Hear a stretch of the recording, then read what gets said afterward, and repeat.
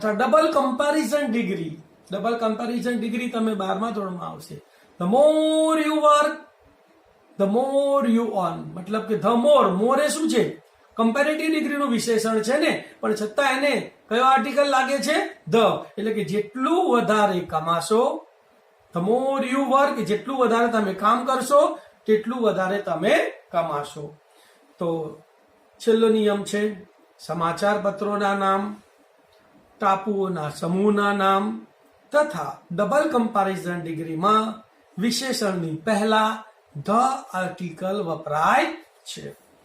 તો સમાચાર પત્રોના નામ: the times of India, the Gujarat સમાચાર, ધ મિરર. તો અંગ્રેજીમાં સમાચાર પત્રોના નામ લખવાના હોય તો આગળ કયો આર્ટિકલ લગાડવાનો? ધ. ટાપુઓના સમૂહ: the West Indies. West Indies એ ટાપુઓનો સમૂહ છે માટે એને ધ આર્ટિકલ લાગશે. ધ આંદામાન, આંદામાન ને નિકોબાર નામ સાંભળ્યું છે ને, એ પણ ટાપુઓનો સમૂહ છે, તો એને પણ ધ આર્ટિકલ લાગશે. ડબલ કમ્પેરિઝન ડિગ્રી મેં તમને વાત કરીને, the more you work the more you earn. લખી કાઢો.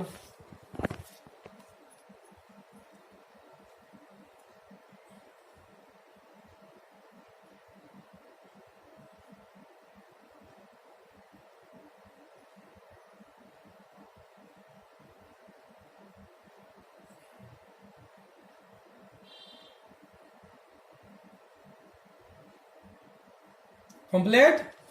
સરસ. હવે વિદ્યાર્થી મિત્રો, ધ આર્ટિકલ ક્યાં ક્યાં વપરાય એ તો તમને ખબર પડી ગઈ, પણ હવે ધ આર્ટિકલ ક્યાં વપરાતો નથી એ પણ તમને ખબર હોવી જોઈએ. તો એના પણ તમારે 6 કે 7 નિયમો છે. તો ખંડોના નામ, કેટલા ખંડો છે બોલો? 6 કે 7? 7 ખંડો છે ને. એ ખંડોના નામની આગળ પણ ધ આર્ટિકલ વપરાતો નથી. ખાલી એશિયા બોલાય, યુરોપ બોલાય, ઓસ્ટ્રેલિયા બોલાય, આફ્રિકા બોલાય, નોર્થ અમેરિકા, સાઉથ અમેરિકા, એને ધ આર્ટિકલ લાગતો નથી. દેશના નામની આગળ પણ ધ આર્ટિકલ લાગતો નથી. ઇન્ડિયા, ઇંગ્લેન્ડ, ફ્રાન્સ, પાકિસ્તાન, તો દેશના નામોની પણ આગળ ધ આર્ટિકલ લાગતો નથી. શહેરોના નામ, શહેરોના નામની આગળ પણ ધ આર્ટિકલ લાગતો નથી. એટલે અમદાવાદ, સુરત, રાજકોટ, ભાવનગર, લોસ એન્જલ્સ, તો આ બધા શહેરોના નામ છે. એન હાર્બર, તો શહેરોના નામની આગળ પણ ધ આર્ટિકલ લાગતો નથી.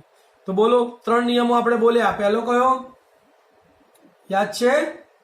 ખંડોના નામની આગળ ધ આર્ટિકલ નથી લાગતો. બીજો, દેશના નામની આગળ ધ આર્ટિકલ લાગતો નથી. અને ત્રીજો, શહેરના નામની આગળ ધ આર્ટિકલ લાગતો નથી. લખી લો પહેલા 3 નિયમો.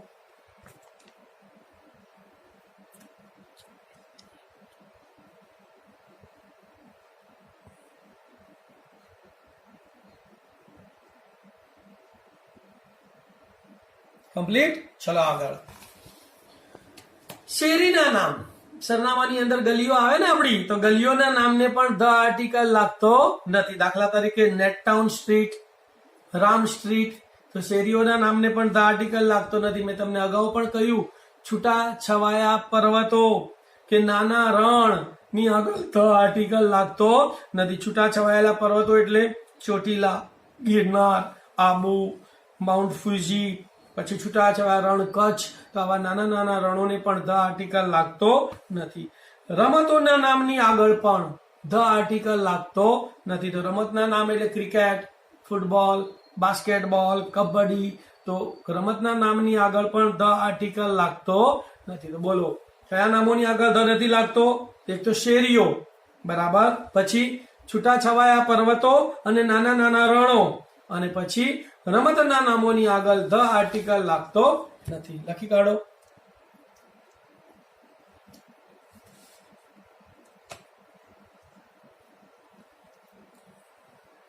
ચોથો, પાંચમો અને છઠ્ઠો નિયમ.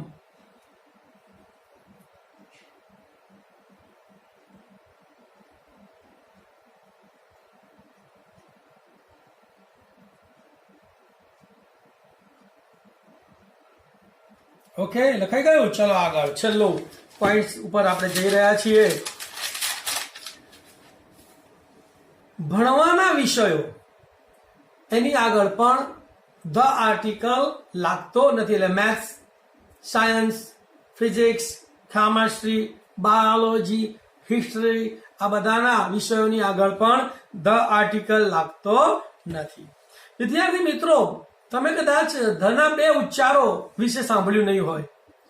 તો ધનો એક ઉચ્ચાર ધ થાય છે અને બીજો ઉચ્ચાર ધી થાય છે. આવું કેમ? તો ધ પછીનું નામ વ્યંજનથી શરૂ થતું હોય તો આપણે ધનો ઉચ્ચાર ધ કરીએ છીએ. ધ પછીનું નામ સ્વરથી શરૂ થતું હોય તો ધનો ઉચ્ચાર ધી કરીએ છીએ. પણ અત્યારે બધા ધ જ કરે છે એટલે કોઈ ટેન્શન રાખવાનું નહીં. લખી કાઢો છેલ્લો નિયમ.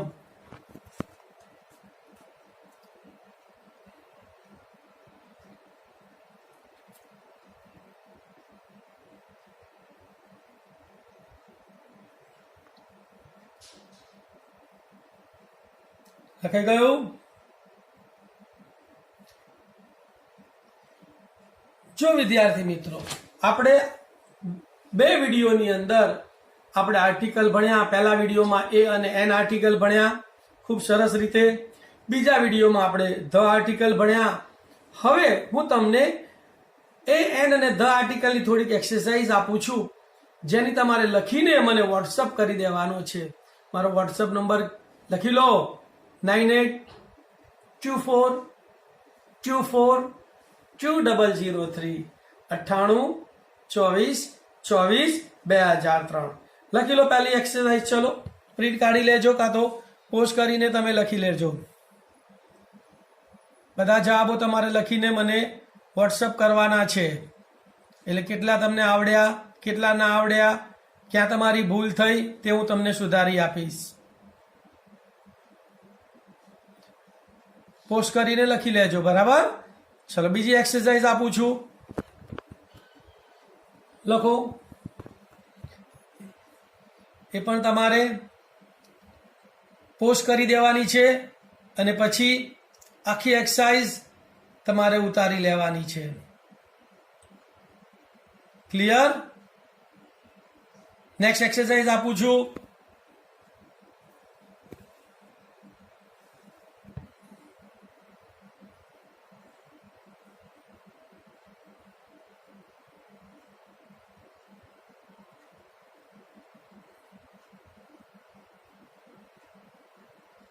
અને હવે છેલ્લી એક્સરસાઇઝ.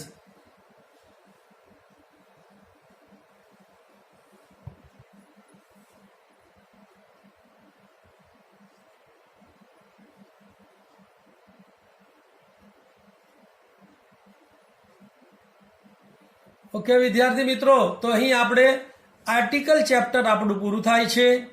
ખૂબ સરસ રીતે તમે નિયમો એને યાદ રાખજો તો તમે આર્ટિકલમાં ક્યાંય લખવામાં કે બોલવામાં તમારે ભૂલ થશે નહીં. તો ઓલ ધ બેસ્ટ. તમને હવે મારી શુભેચ્છાઓ. થેન્ક યુ એન્ડ ઓમ નમઃ શિવાય. C you in the next lecture. વિદ્યાર્થી મિત્રો યાદ રાખજો, શેર કરવાનું ભૂલતા નહીં અને સબસ્ક્રાઇબ કરી દેજો. Thank you.